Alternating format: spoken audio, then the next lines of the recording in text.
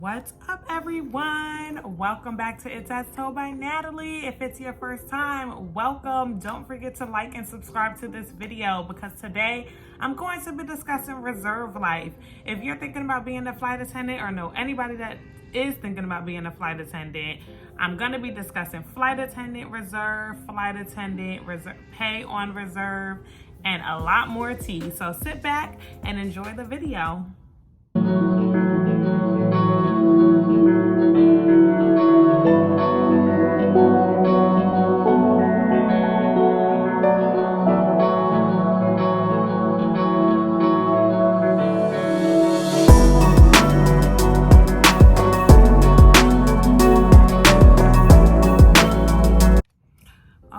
So guys, like I said earlier, I will be discussing reserve life. Let's keep in mind that I'm a mainline flight attendant. So I work for a major airline and I'm a mainline flight attendant.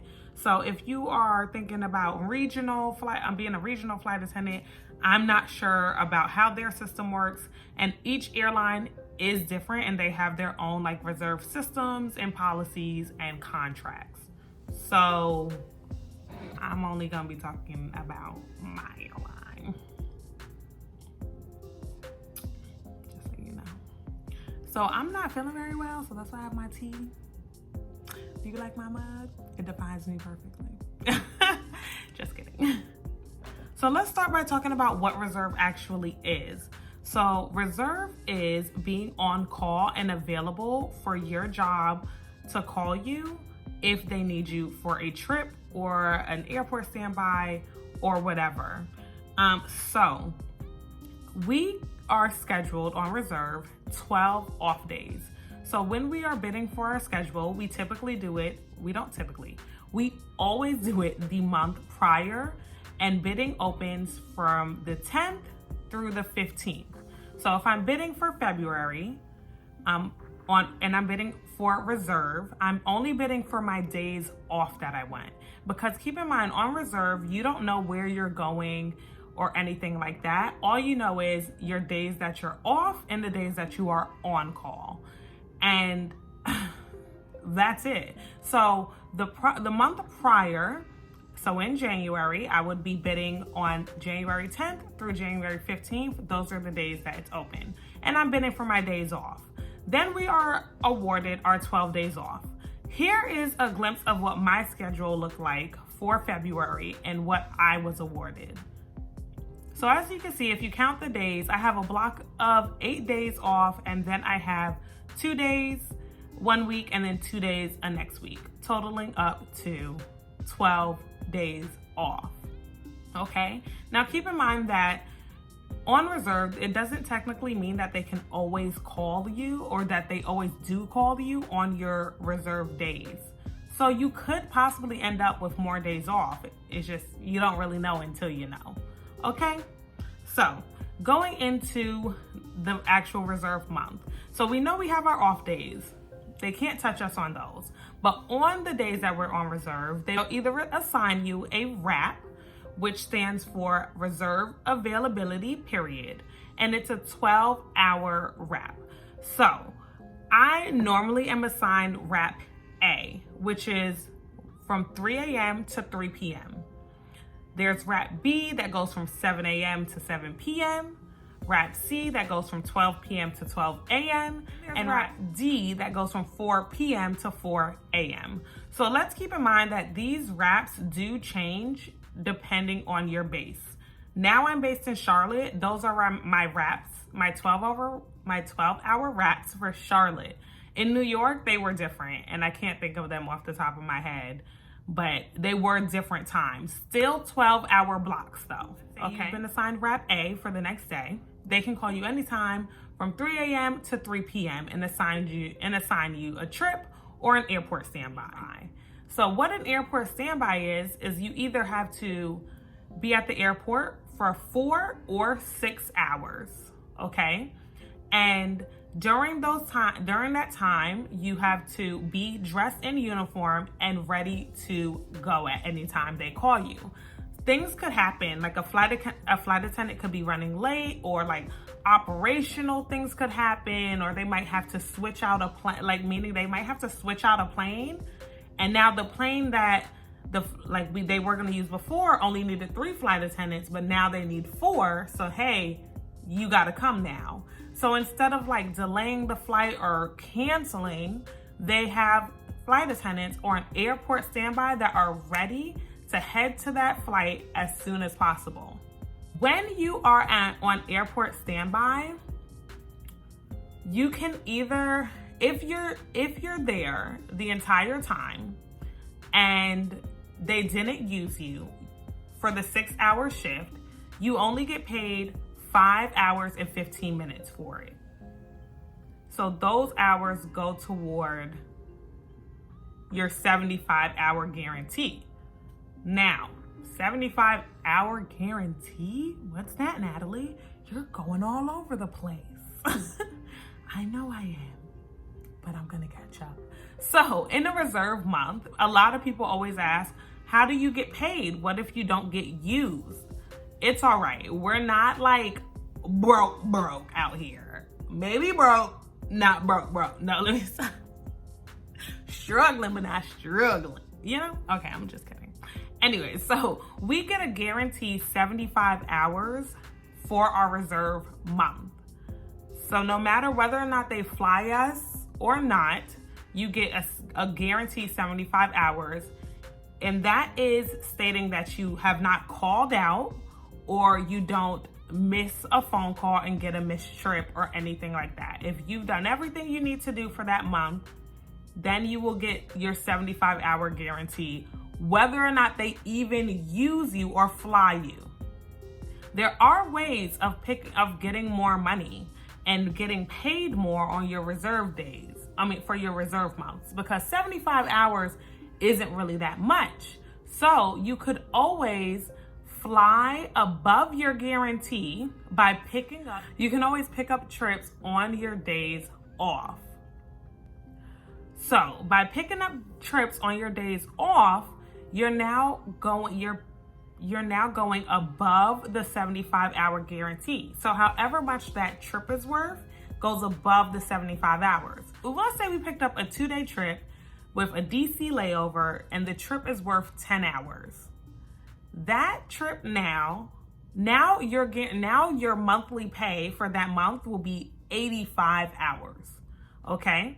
And if you want to pick up another trip on your day off and it's worth another 10 hours, it's another 2-day, or you pick up a turn, right? Which means you go to, let's say I start in Charlotte, go to Orlando, and come right back to Charlotte.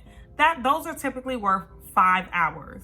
So let's say I pick up an Orlando turn, and I already picked up my DC 2-day. That's 15 hours. So now I went from 75 to 90. So there are ways of making more money on your reserve month. So you're not like, oh my goodness, like my check is not gonna be what it normally is when I have a line.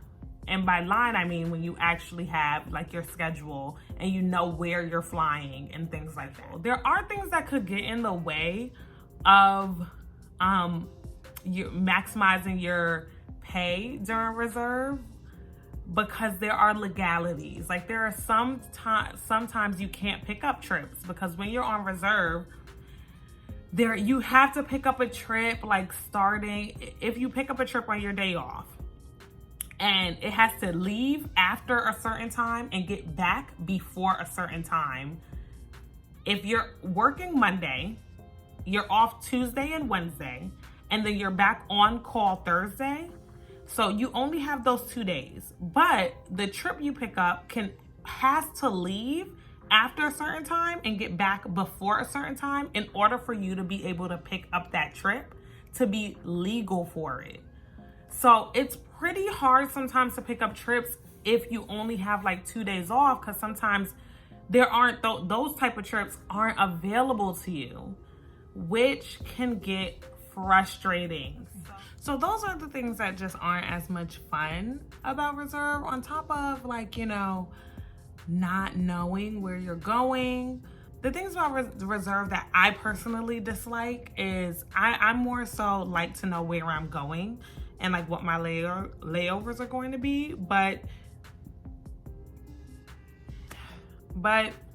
you know, we're junior, so we have to be on reserve, like depending on where we are. So another thing is not being able to maximize like my pay sometimes, because some months, you know, you can't really maneuver your schedule. Like if you only have clusters of 2 days off, then you're just like, man, I can't really pick anything up, and it makes it a little difficult.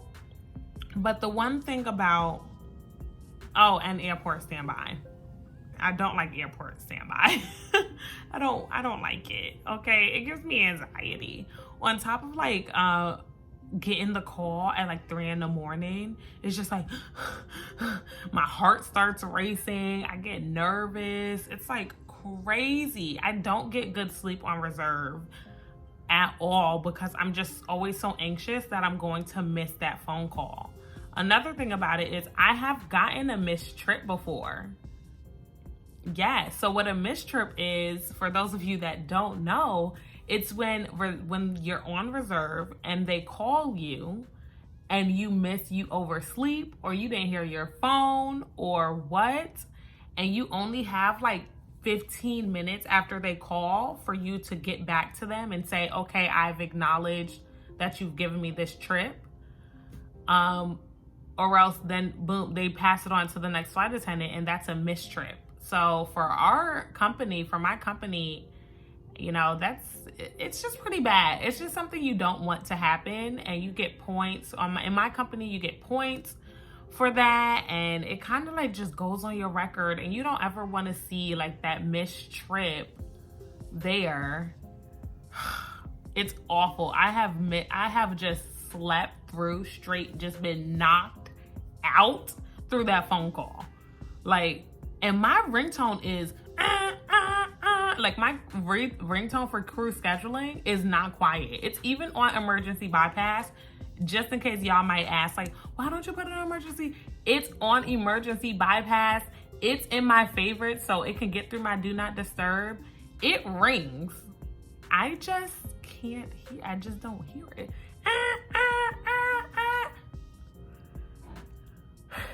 And then when they call, I'm like, oh my God. It's crew scheduling. It's not cool. It's not fun, okay? And being based in New York, I was like able to hold lines there because New York is such a junior base that I held lines instead of having to do my full straight reserve. Whereas like my friends that are based in like Miami or Charlotte or Dallas, they were on reserve, straight reserve our first year, as we should have been. But in New York, it was so junior, I got to hold lines there. It was nice. Oh my God, I miss it. Let me talk about a question I got on my previous video about airport standby. So let's say I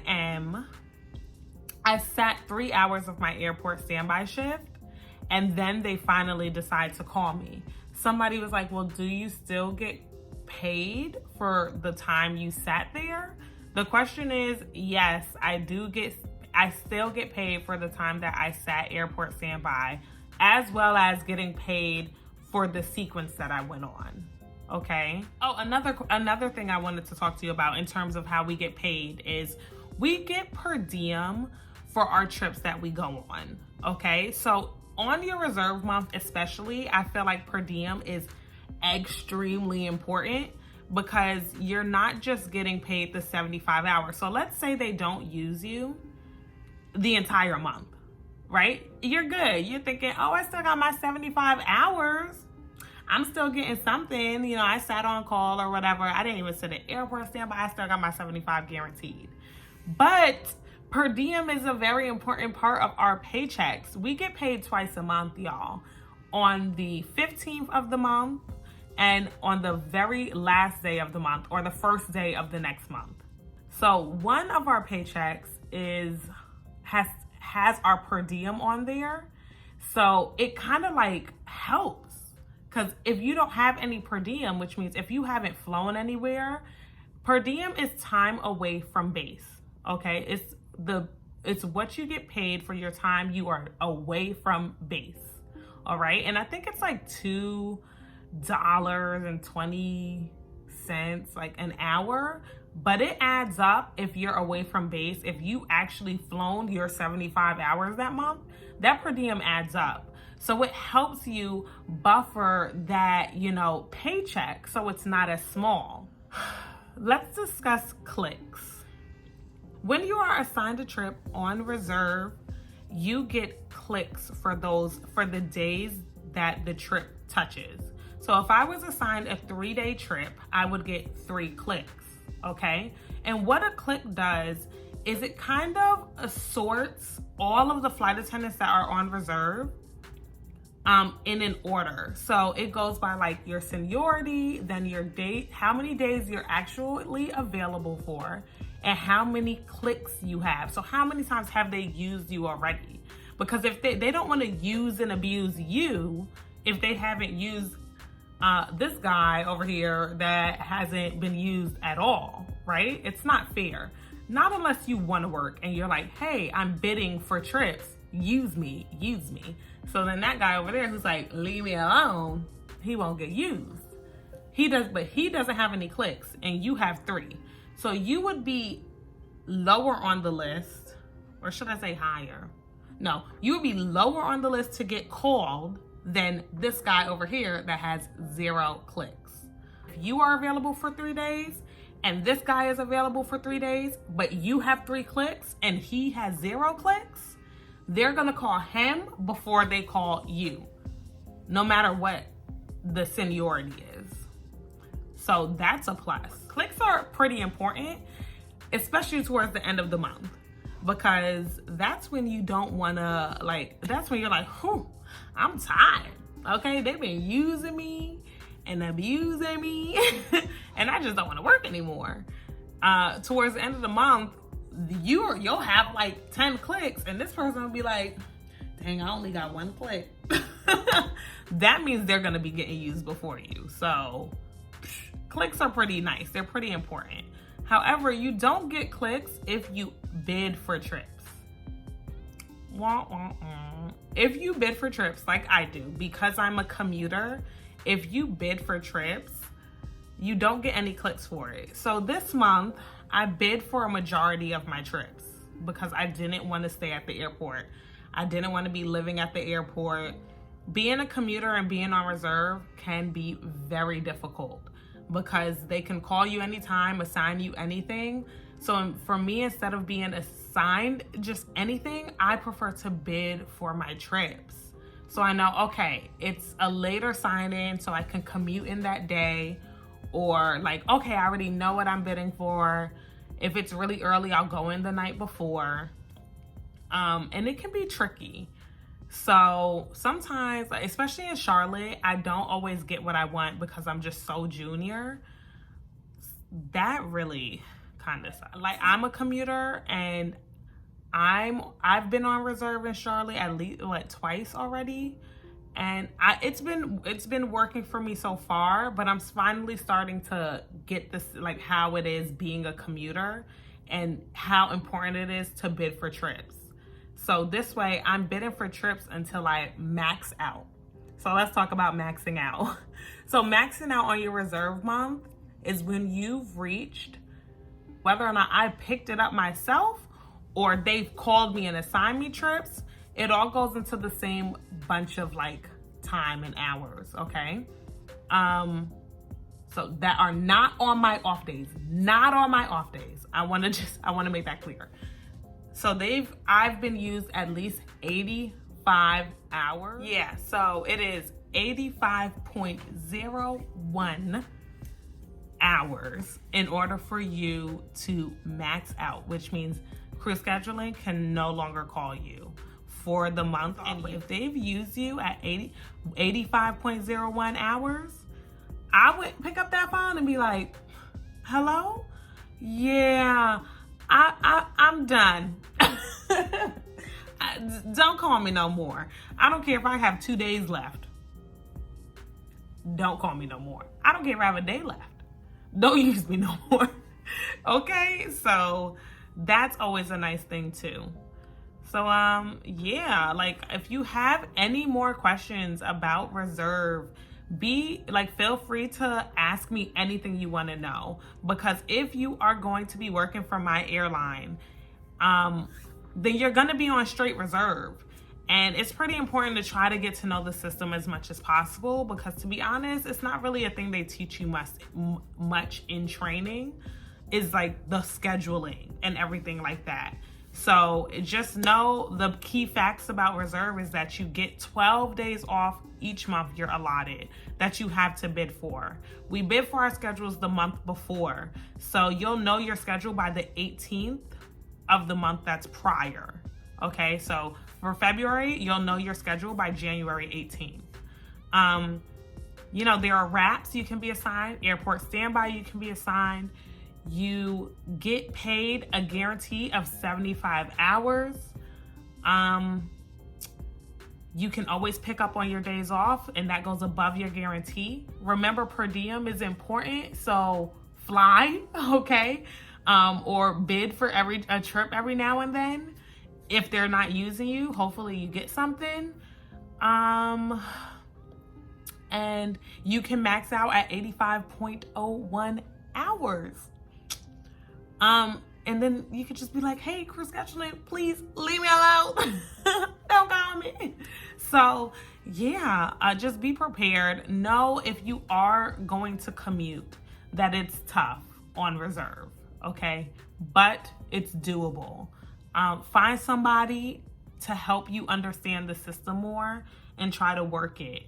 Don't think that there are ways of being able to tell how far you are on the list of being called, but that doesn't always work in your favor. People before you call out, people before you get called in, things happen, and before you know it, your phone is ringing and you're at home in Texas. And you're like, oh my God, I didn't think they were gonna call me.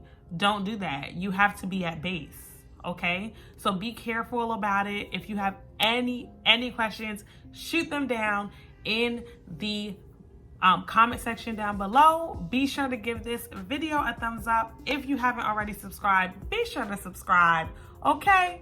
Because I'm gonna be giving you all the tea. I hope this was informative, and I hope you all have a very great day or night or evening or whatever part of the day you're watching this video. Bye. I'll see you guys on my next video. Peace.